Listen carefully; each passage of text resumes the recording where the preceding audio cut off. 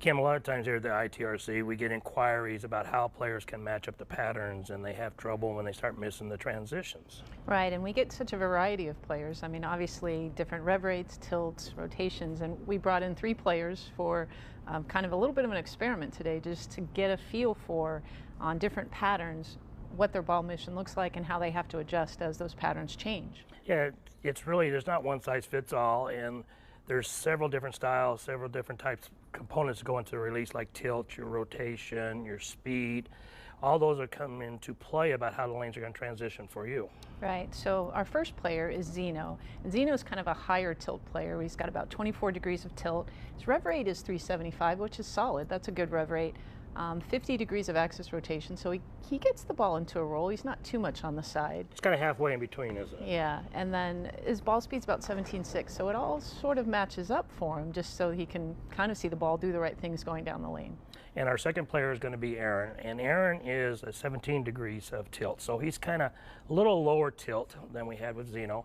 210 RPM, so he's going to be on the lower side of the RPMs. 40 degrees of rotation, so it's very close to Zeno, and he's a little slower at 16.25 miles an hour on his normal release. Right, and then our last player, Eric, he's a higher rev rate player at about 425 degrees of revolutions. So that's pretty high. Right. That's going to be in your league or tournaments. That's when you're going to get into the high rev players. Right, and he has much lower axis tilt than the other two. He's at about 0 degrees of axis tilt, so he's really getting the ball into a roll. That's actually 0. That's covering the whole circumference of all 27 inches of that ball. Right, we don't see that quite as much, but it definitely gets the ball moving, and it really reads the front part of the lane much sooner than what we'll see with the other 2 players. And then his ball speed at 18, it's necessary for him to have higher ball speed because of his tilt and because of his RPMs. Otherwise, the ball's going to read really early and never going to have much energy going through the pins. Or if he had that RPMs and slow ball speed, it would be terrible. Or no RPMs, that ball speed. So that's a pretty good match that he has. And he has, how much rotation does he have? He's got 45 degrees of axis rotation. So that's a kind of a good match. We have one player at 50, one player at 40, one 45. So all really kind of in the same area. And it's kind of unique. We have 3 tilts. We have a high tilt player, a medium tilt player, and a very low tilt player. And release ratios. We've always talked about release ratio, and that's matching up the RPMs and the tilt and the ball speed all together. We have quite a range. We have on the low end 1.65 on Eric, on the high end Aaron at 3.16, and 2.0 for Zeno. So let's take a look at how they do on the fresh and the transition lanes and see how they have to adjust.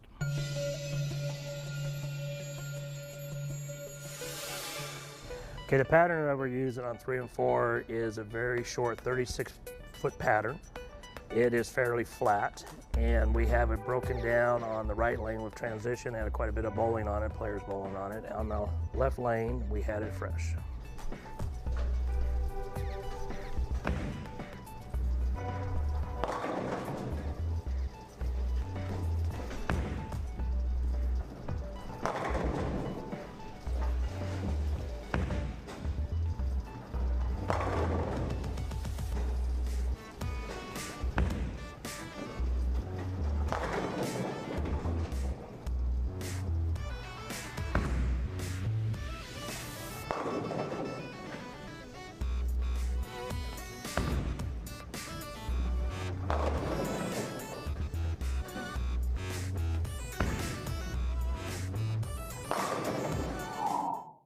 Welcome, Zeno. You just got through bowling on a short pattern. First, kind of describe how you line up. What do you look at? Where do you stand? How do you place your feet? Well, generally on a short pattern, I kind of try to keep my body to the right, place my left foot on the 15 board over here at the dots, and then generally try to keep my break point close to the gutter. And that's generally where I start out and see what happens. Okay, and then we got the bowl on a fresh pattern on the left lane, and then a lane with transition, quite a bit of bowling on the right lane. What did you see difference between the left lane and the right lane? Well, the left lane was the fresh, so I saw a lot of skid. The break point was kind of spotty for me. It's kind of sharp. So it was a little erratic at first. The right lane was the broken down lane. I saw a lot smoother roll through the back, a lot earlier roll, more consistency overall for me. And you were able to actually use the same ball and stand in the same place on both lanes, but the right lane was much more smoother for you, right? Right, right. I had a lot more consistency on the right lane, a much easier shot.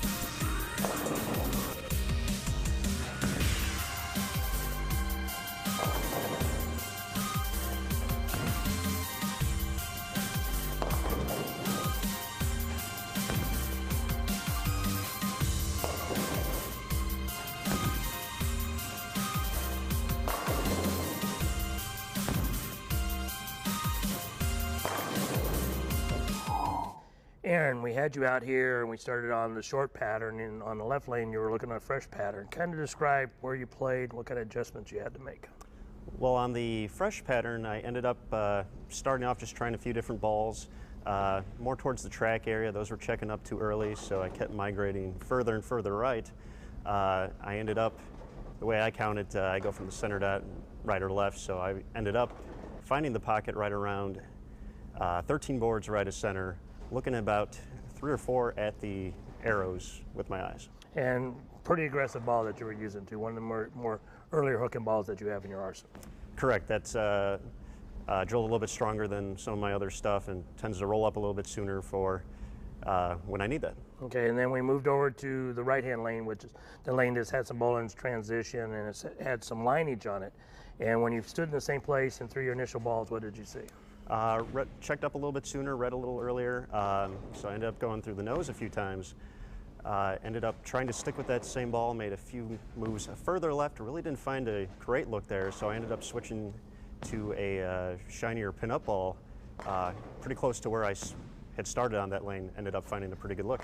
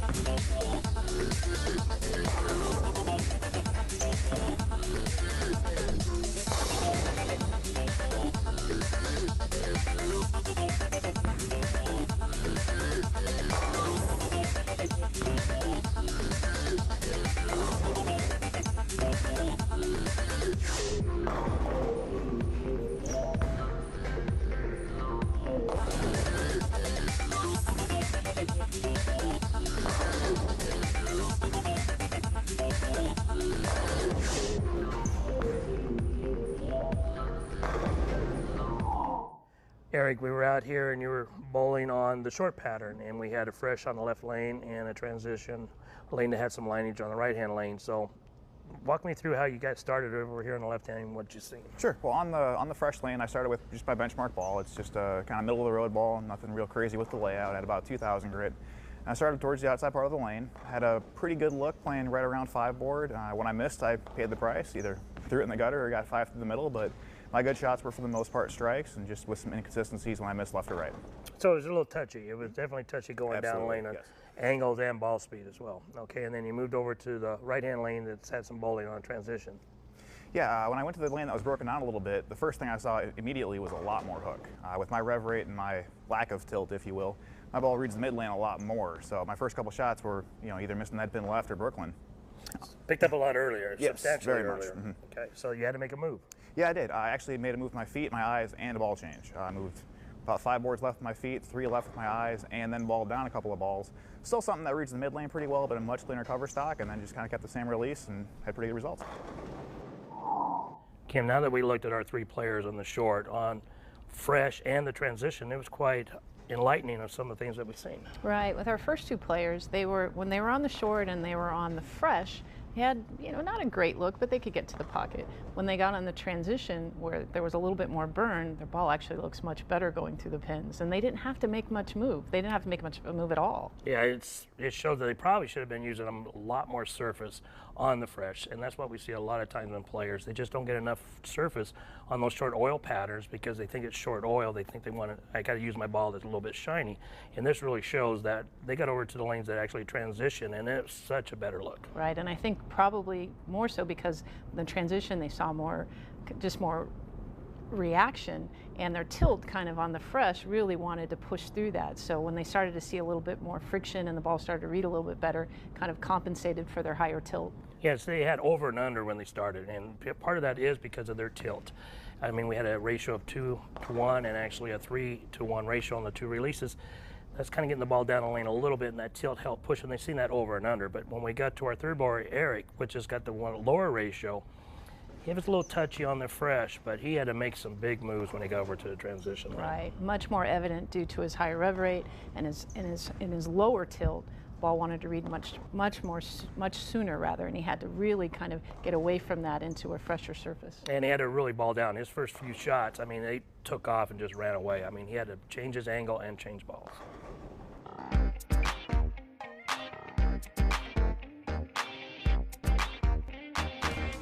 For the medium pattern, we have a pattern that is sport compliant, again, is very flat and doesn't have a lot of shape to it. On the left lane, we have fresh, and on the right lane, we have a lane that has transition, that has quite a bit of bowling on it.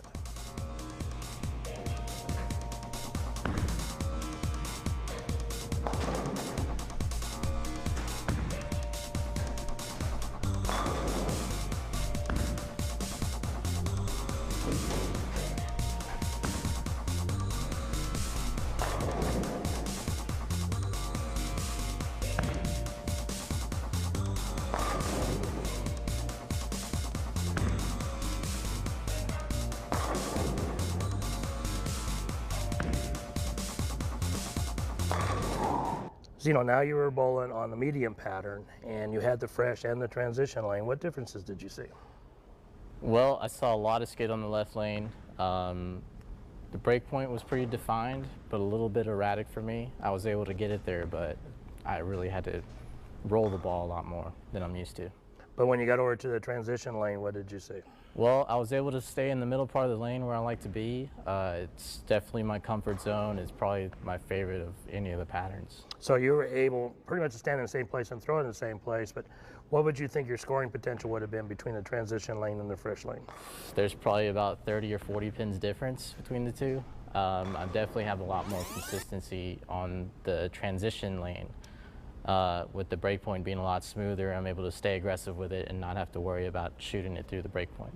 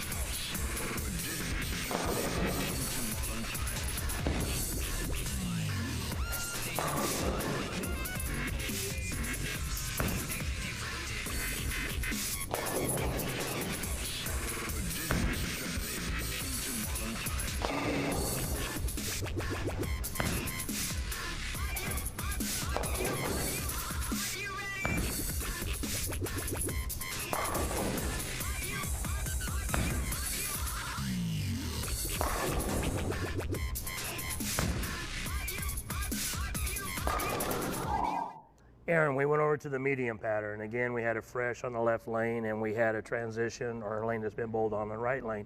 So you kind of tried a few different balls on the left lane, try to get lined up. Kind of describe what you did.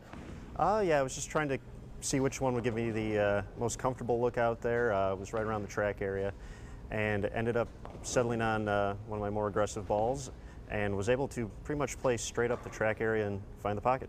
Now you had another ball that kind of struck once in a while, but then other times it just didn't make it up. What made you decide not to use that particular ball? Just the inconsistency of it and just what it was showing me on the lanes there. I didn't feel that would give me the best overall look, so went with something maybe a tad bit weaker overall, but seemed to give me a more better look overall. Okay, yeah, so the one, it struck once in a while, but it's very touchy for the reaction and everything. So, okay, and you moved over to the right-hand lane, and we started in the same place with the same aggressive ball, and how did that look? The look didn't change too much, especially when I threw good shots. Was able to more or less stay in the same exact spot and find the pocket and throw a few strikes. But it started to look like it kind of picked up a little earlier, a little smoother, but definitely looked like it drove through the pins much stronger. I would agree.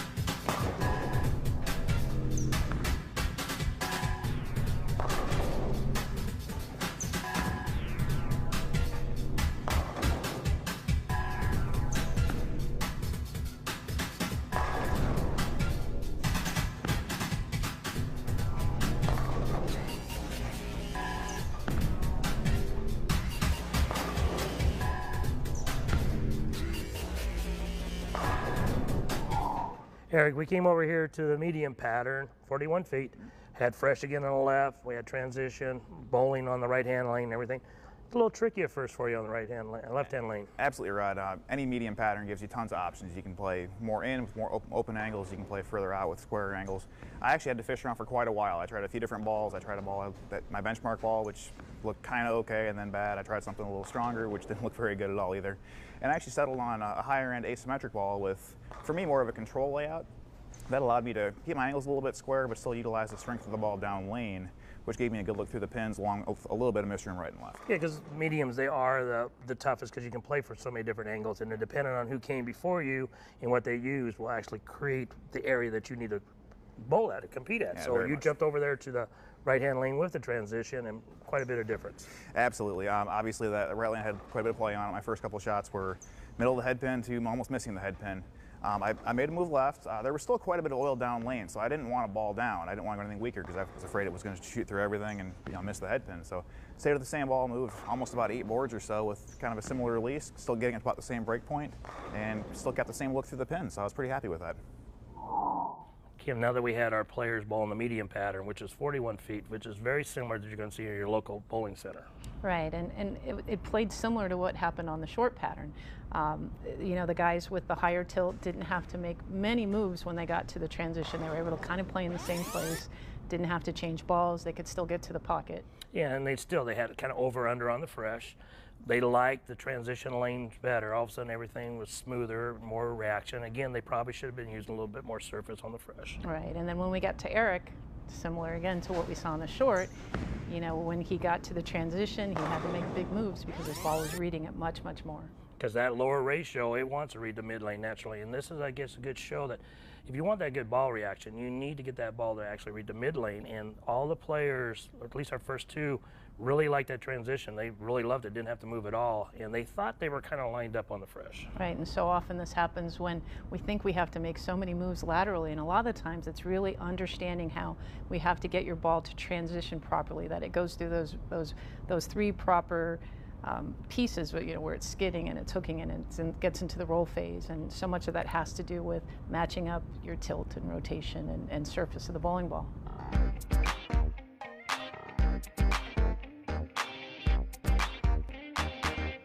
On 7 and 8, we had our long pattern, which was 47 foot.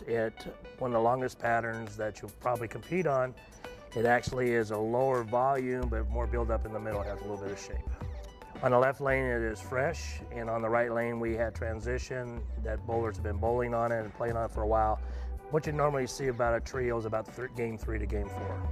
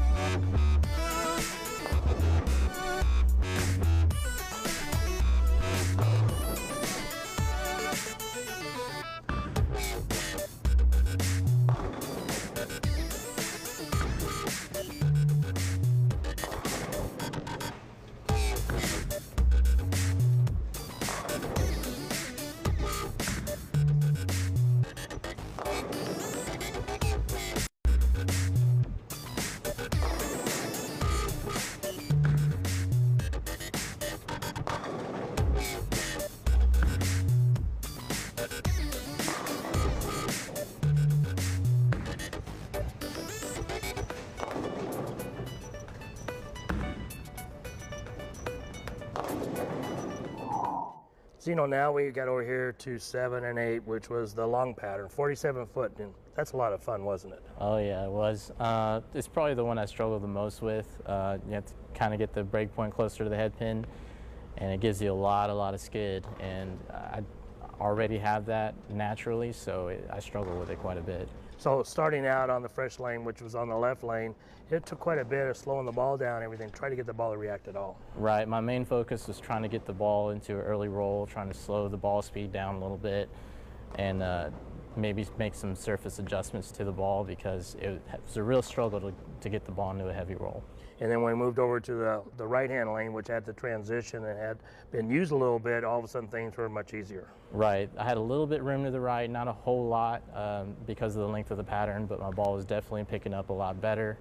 I was able to play further left and still be able to get the ball into a good roll. So how much did you end up moving on the left lane versus the right lane? I was able to stay in the same spot and strike, but I also had a little bit of room left, so I moved about 5 to 7 boards and just played with that a little bit. Kept my ball speed low, and I was still able to get it to the pocket. So, Zeno, when you got over to the right-hand lane, you were able to move a little bit left to change your angles a little bit, even though you were striking from the original position. Why would you do that? Just to see how much area I had. I just moved a little bit left to see if I had a little bit more tug. And that way, if I had a little bit more recovery, my mistake area was going to be a little bit more. So that's what I was playing with, moving left like that. It also gave you a little bit of angle through the pins, driving through the pins, that you're not going to get penalized with the lighter high hits as opposed to where you originally were standing. Right, right.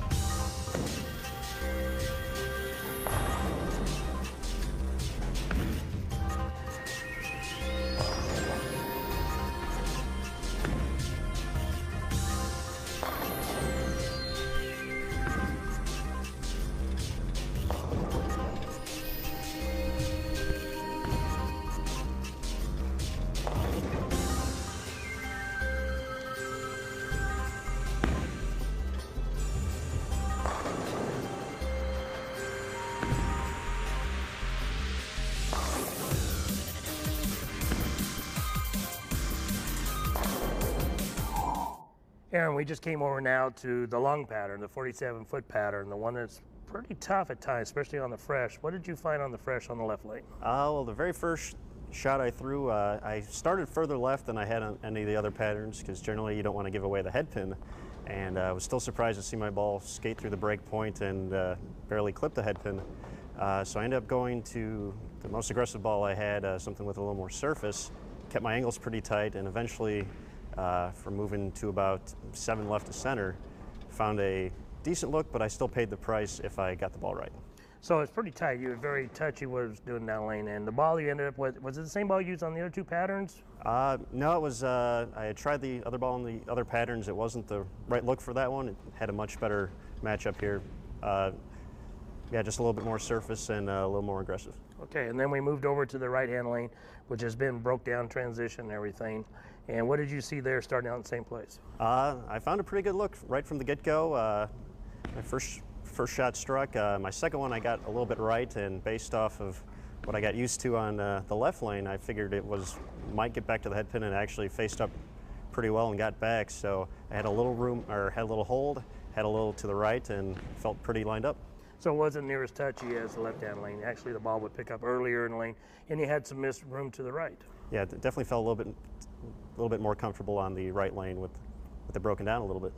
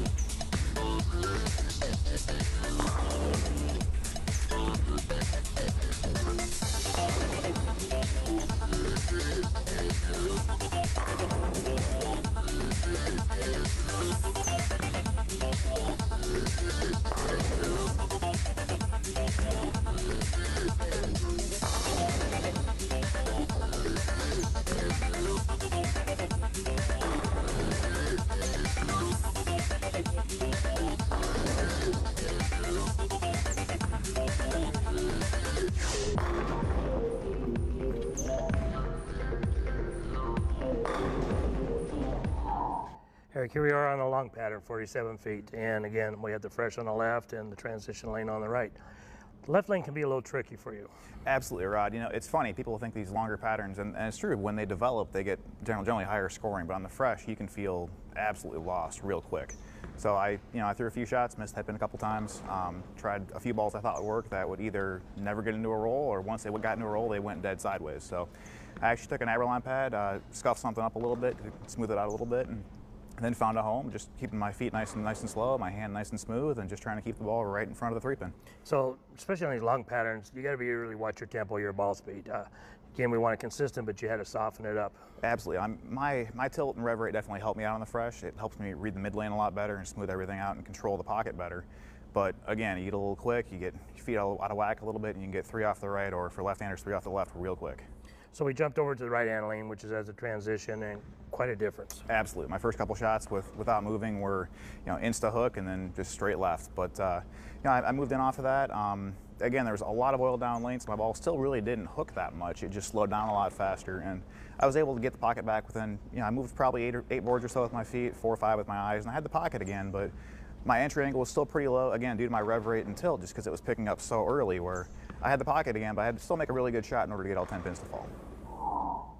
And now we just got through watching on a long pattern, 47 feet. I mean, that's quite long. You're not going to see that too often in your local bowling center. No, and it was pretty evident, because it's something that we don't see very much, that with our higher tilt players, they really had a hard time getting the ball into a roll early enough on the lane. Yeah, they struggled to even get hitting that head pin and started, and we got video of them when they started getting lined up, but the ball didn't change direction much at all for them. No, and you can't look for much change of direction on a longer pattern, because when it gets out of that, because it's such a long distance, when it finally exits the pattern, there's a short amount of time. So you can't look for a lot of lateral change of direction. You got to keep it close to the pocket. You got to keep it fairly direct going up the lane.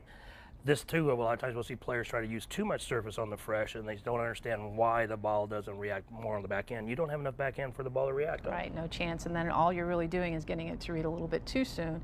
And not only doesn't have a lot of time, it's not going to have a lot of energy left.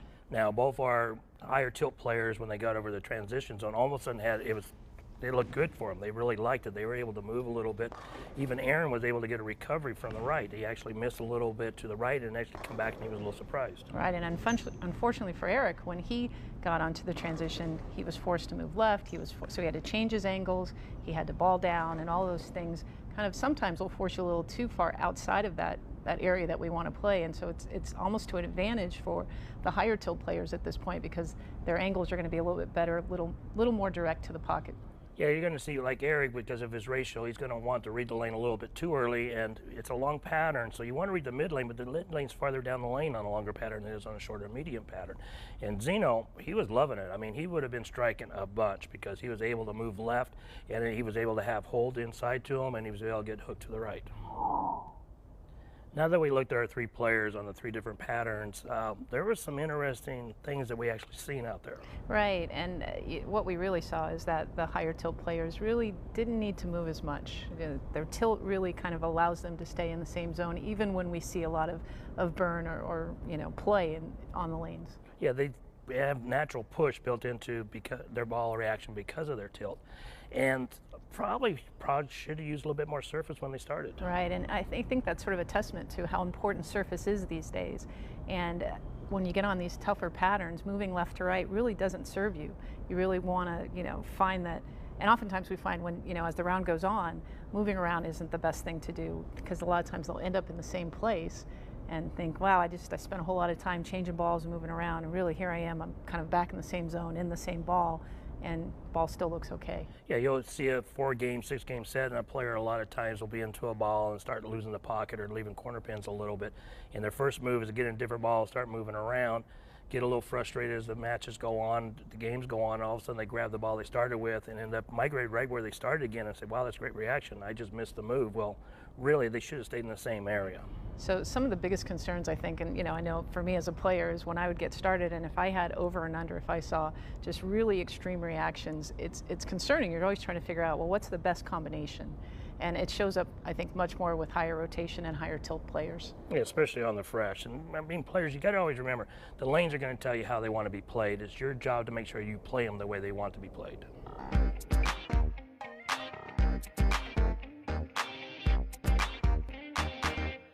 We are on the specs and certification side of the International Training and Research Center. With me is Jason Milligan. He is a research tech for the International Training and Research Center and USBC. And we want to kind of give you a demonstration about pin placement and layouts on bowling balls.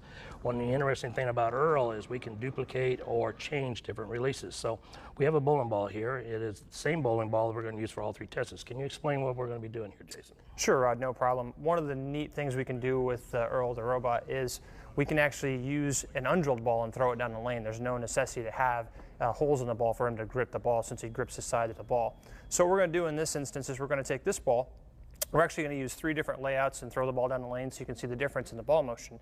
The drill angle and the valve angle are going to be the same. It's a 70-degree drill angle and a 30-degree valve angle. The unique thing we're going to do here is we're going to use a 3-inch pin position, a 4-inch pin position, and a 5-inch pin position, which should give you a little different amount of flare as we go down the lane. So by using the same ball and not being drilled, we keep that part consistent. So there's no changes about where the core could possibly be and everything. And changing the pin position to the axis, we're actually going to be seeing the real difference of layouts. Correct, and the way the ball is going to go down the lane now with the amount of top weight that's in it currently, even though it's not drilled, it's going to be within the USBC requirements of 3 ounces of top bottom, 1 ounce side for positive or negative, and also 1 ounce for finger and thumb weight. Okay, well, let's take a look and see what kind of differences we would see.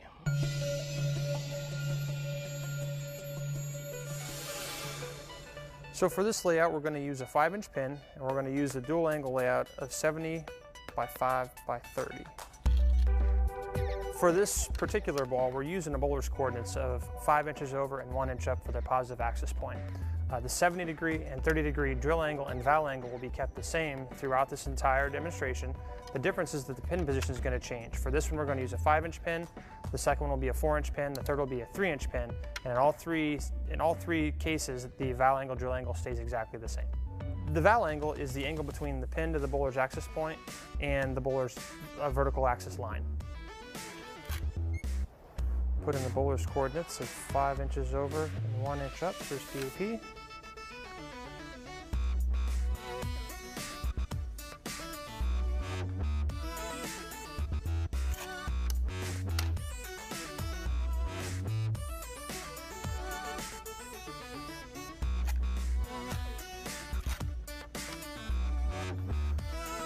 And that'll give us our layout.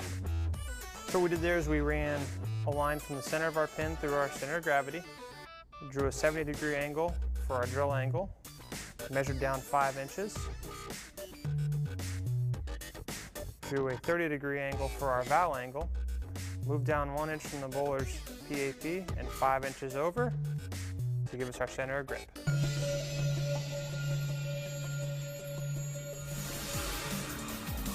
For demonstration purposes, we've set Earl to simulate a bowler whose initial ball speed is 16.5 miles per hour, 325 RPM, 10 degrees of axis tilt, and 55 degrees of axis rotation. The lane condition we're bowling on would be representative of a house pattern in a center near you. We've already laid this ball out, so we went ahead and scribed the grip centers on this ball for the 5-inch layout, the 4-inch layout, and the 3-inch pin layout. Now we can align the ball in Earl.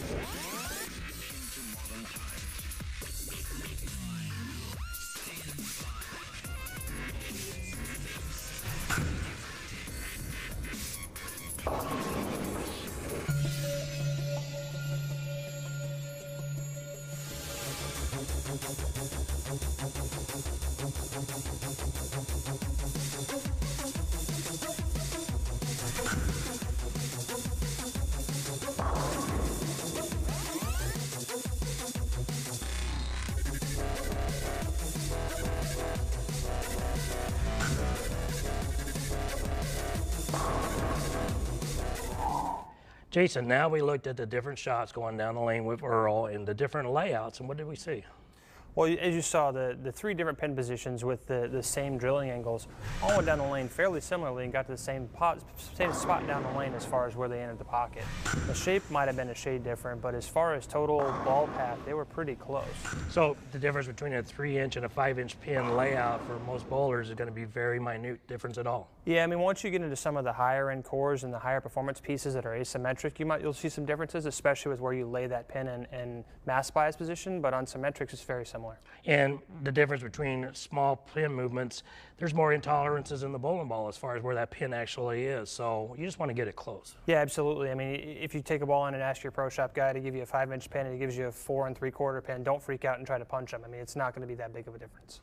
But we did see quite a bit of difference when we changed the surface. Absolutely, and that's one thing that bowlers sometimes are slow to do or won't do, and they're quick to add a hole to a ball to try to make it change shape or might try to make it cover some more boards or do something a little bit differently when a quick surface change can be enough to make the difference. So I guess what we want to see from this is that getting that surface right is going to be so much more important than that layout. You know, get that ball drilled, get a good layout that you're comfortable with, and then fine-tune that reaction with the surface. And I'm going to back that up, Rod, with one more thing. It's much easier to change the surface on it and change it back than it is to drill a hole in it and plug it.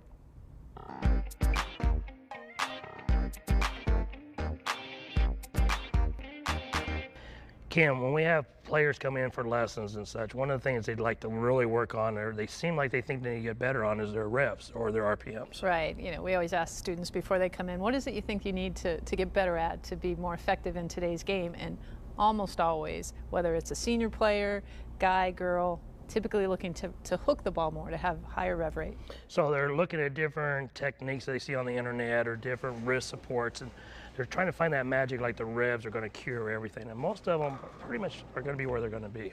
Yeah, unfortunately, you know, and I get in today's game that high rev rate not only is it exciting to watch, it seems to be what's winning, but not everybody has the capability to reach those heights.